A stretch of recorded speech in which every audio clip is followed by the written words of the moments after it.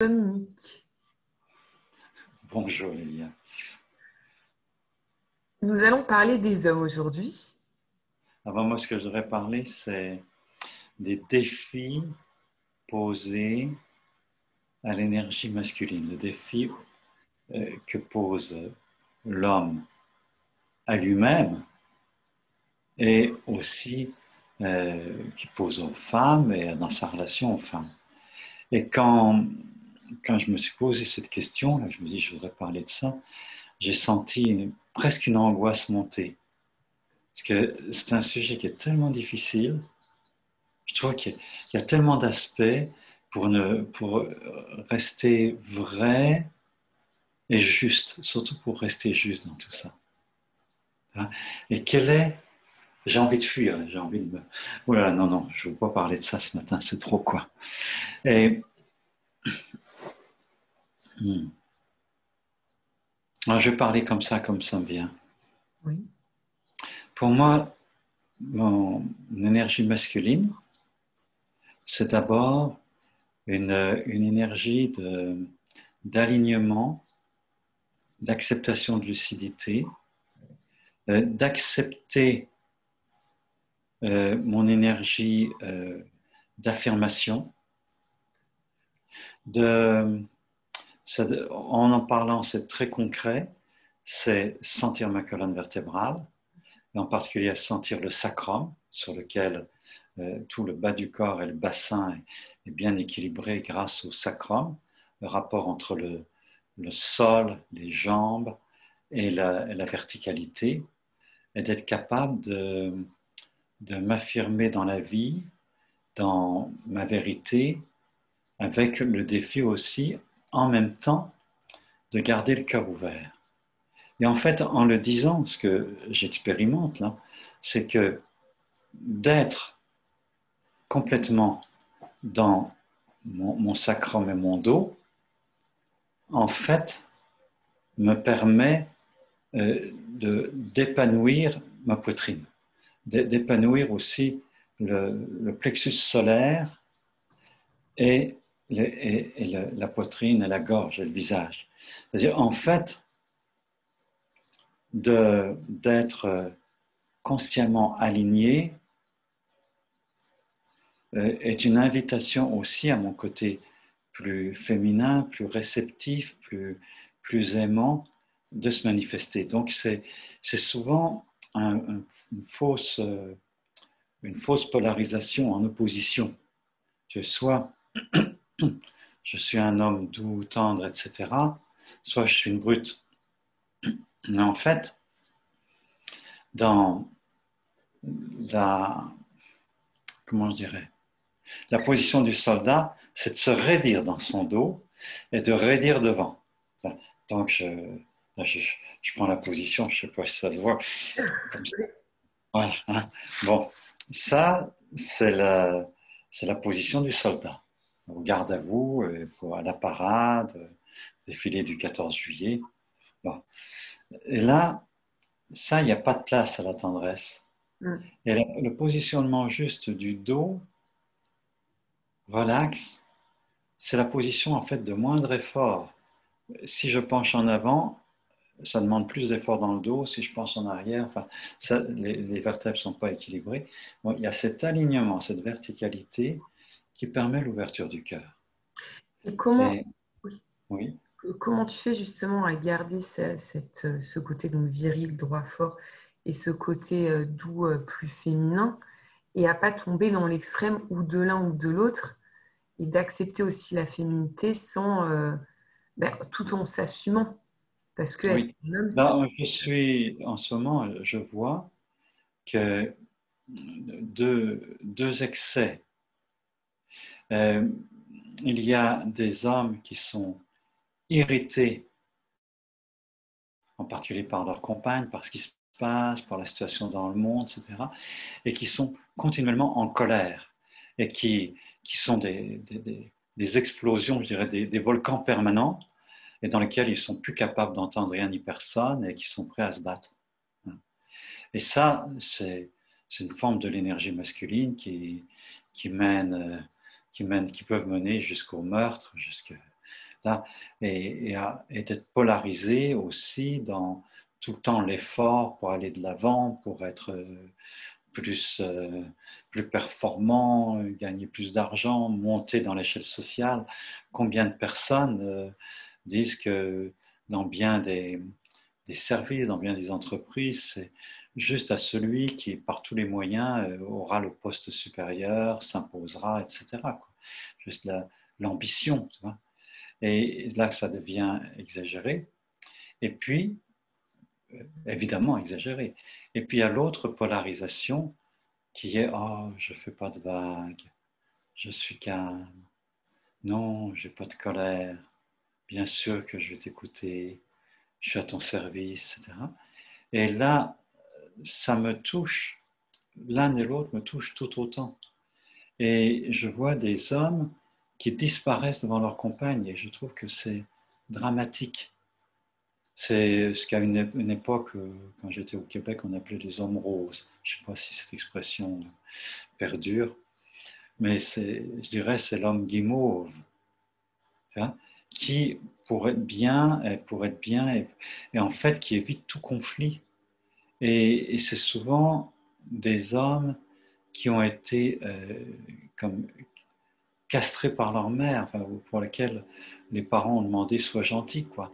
C'est l'enfant, ça a été l'enfant gentil, et parfois avec des abus de la mère qui ont été terrorisés, et terrorisés par la mère et par le père, l'incapacité à se bâtir homme debout, une identité masculine saine et droite, et qui ont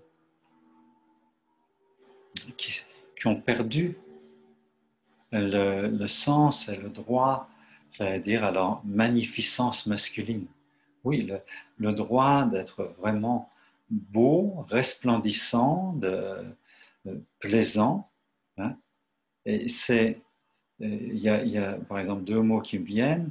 Un homme comme ça qui est séduisant, attirant pour les femmes, sans être séducteur, sans manipuler, sans jouer quoi que ce soit, parce que simplement, il est pleinement là. Et la même chose est vraie pour les femmes qui sont pleinement là, qui sont attirantes et séduisantes parce qu'elles sont là et qu'il n'y a aucun jeu de séduction.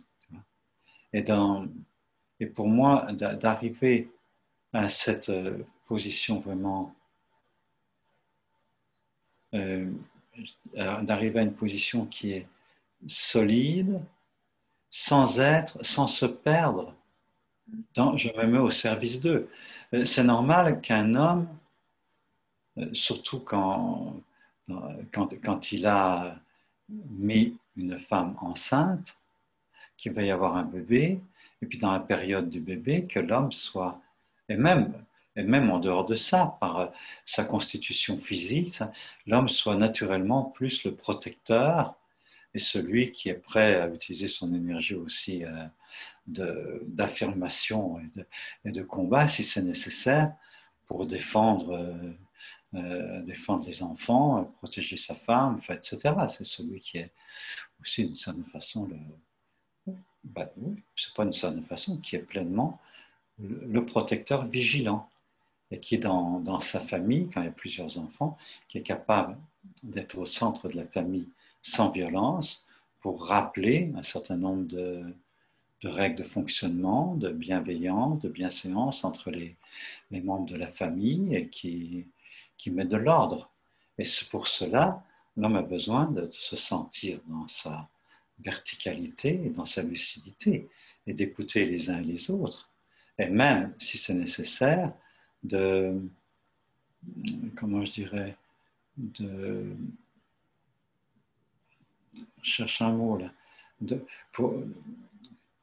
d'empêcher les débordements que pourra avoir une maman qui est excédée, fatiguée, etc., de savoir mettre du contenant par rapport à l'énergie émotionnelle de sa compagne, comme il est capable d'avoir un contenant vis-à-vis de ses propres émotions et d'offrir ce contenant à ses enfants et d'aider les enfants à avoir un contenant qui leur permet de reconnaître ce qu'ils vivent à l'intérieur sans brutaliser personne à l'extérieur et en étant créatif à cette énergie, avec cette énergie plutôt que de l'occulter et de la réprimer et de s'autodétruire.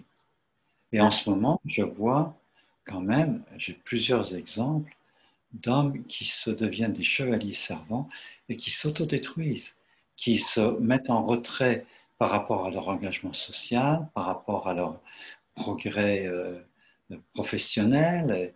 Et là, pour moi, c'est dramatique. Ce ne sont plus des acteurs, ils ne sont plus juste des chevaliers servants. Tu voulais me demander quelque chose? Oui, parce qu'il y a beaucoup la notion de ce que j'entends, donc équilibrer ce côté chez l'homme masculin-féminin. Mais pour moi, j'entends aussi beaucoup la notion de force.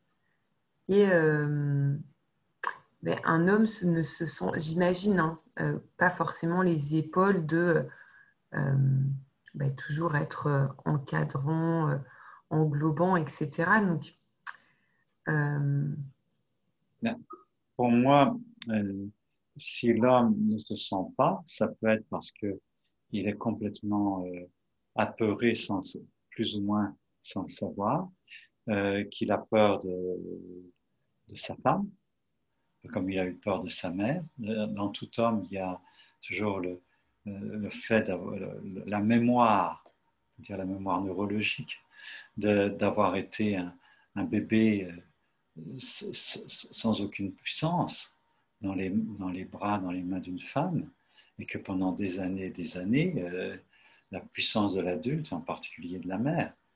Donc, tout homme, quand il se trouve en face d'une femme, euh, peut éprouver, ou éprouve systématiquement, je pense, à un moment ou à un autre, une sorte de panique devant la puissance de la femme, sur laquelle il plaque en plus la puissance de sa mère. Et quand ça s'est très mal passé avec sa mère l'a abusé, ou des mères abusives de mille façons. Et quand cela a été fait, et quand le père lui-même n'a pas ni été un modèle de construction masculine, ni un soutien pour la construction de cette énergie masculine chez le garçon, l'enfant, eh bien, à ce moment-là, en tant qu'homme, je ne sais pas me positionner en face de ma femme. Et je ne sais pas, d'une part, me permettre mon expansion qui doit être à certains moments donnés en dehors ou même contre la vie de sa femme, parce que c'est ça la vérité, hein, de faire des choses dans la vie, là, de s'opposer avec ça, et en même temps qui respecte profondément, qui aime voir aussi sa femme se déployer, parce que c'est l'autre versant. Bon, maintenant, c'est moi l'homme, c'est moi qui ramène l'argent, c'est moi ça. Toi, laisse tomber ton travail, occupe-toi des enfants, c'est bien. Et comment trouver l'équilibre entre, OK, nous nous occupons ensemble des enfants, pendant les périodes de grossesse et d'allaitement et tout ça, au moment où tu as besoin d'avoir tout ton temps avec les enfants, et moi, j'assume, et sans que d'assumer, que ça veut dire assumer, ça peut vouloir dire j'assume la nourriture et je te laisse te débrouiller, j'assure la finance, hein, ou bien j'assume avec toi et je laisse tomber mon devenir professionnel. Et en même temps, est-ce que je peux donc assumer les deux plans et aider ma partenaire aussi à se réaliser socialement? C'est pas évident et je pense que c'est un très grand défi à l'énergie masculine, à l'énergie des hommes. Il y aurait certainement encore beaucoup d'autres choses à dire, en particulier sur le plan purement de la sexualité, où il peut y avoir beaucoup d'angoisse aussi pour l'homme, de, de savoir s'il va répondre aux besoins ou aux envies de sa partenaire et qui peut se mettre beaucoup de pression là-dessus. Et là aussi, c'est un homme qui est pleinement dans sa verticalité, même s'il va au lit, s'il va être étendu, mais d'être complètement en possession de sa tranquille autorité naturelle. et concrètement, comment fait un homme qui justement n'a pas qui est d'un côté ou de l'autre, donc dans un des deux extrêmes, pour trouver cette verticalité, trouver cette douceur ou trouver cette stature. C'est un travail sur soi qui peut se faire de mille façons. Ça peut être pour voir en thérapie où donc cette énergie est passée, qu'est-ce qu'elle est devenue. Ça peut être aussi, je crois beaucoup, nous sommes un corps, hein, et ça se bâtit par des exercices de Qigong, des compréhensions énergétiques. J'essaye tous les jours d'avoir un temps de Qigong, de yoga ou de Qigong, de différentes techniques de méditation qui amènent à un développement de la puissance, et même des méditations qui ne semblent pas faites pour développer la puissance, en fait, développent la puissance. Ça, ce que une technique qui me vient, c'est le simple fait de prendre un temps pour s'arrêter, pour sentir son dos. En tout cas, juste ça, je prends conscience de moi, de mes émotions, c'est juste faire un temps d'arrêt, une pause, rien que ça. Mais il y aurait beaucoup d'autres choses, mais je réserve pour d'autres vidéos à venir. Eh bien, je te remercie. Est-ce que tu veux dire une dernière chose par rapport au chemin à parcourir et parce qu'au final, c'est une reconstruction de soi. J'ai envie de dire un mot d'encouragement aux hommes qui, ayant été tellement blessés par leur père ou tellement, ou dont la mère a donné une tellement sale image de l'homme, ce que c'est que d'être homme, et des hommes qui ne veulent plus être masculins, qui préféreraient être femmes, ou qui deviennent, qui s'auto-invalident tout le temps par peur de leur agressivité ou par peur parce qu'être un homme c'est laid finalement. Je me souviens d'un homme en thérapie il y a bien longtemps qui me disait qu'un jour adolescent, il a eu une éjaculation nocturne, il se réveille, son drap est taché, et sa mère qui entre dans la chambre qui dit ça, c'est laid. Et qu'il n'y a pas une image paternelle, une image d'homme qui est resplendissante, et bien dans sa peau et bien avec sa mère. J'ai envie de dire à ces hommes, courage, vous êtes beaucoup plus que ça, et être homme véritable, vous avez le droit à la magnificence, à la puissance d'un Socrate, à la beauté d'un Nelson Mandela. Des hommes qui sont complètement posés dans leur pouvoir et bienveillants et bienfaisants autour d'eux. Moi, c'est un encouragement à tous ces hommes-là.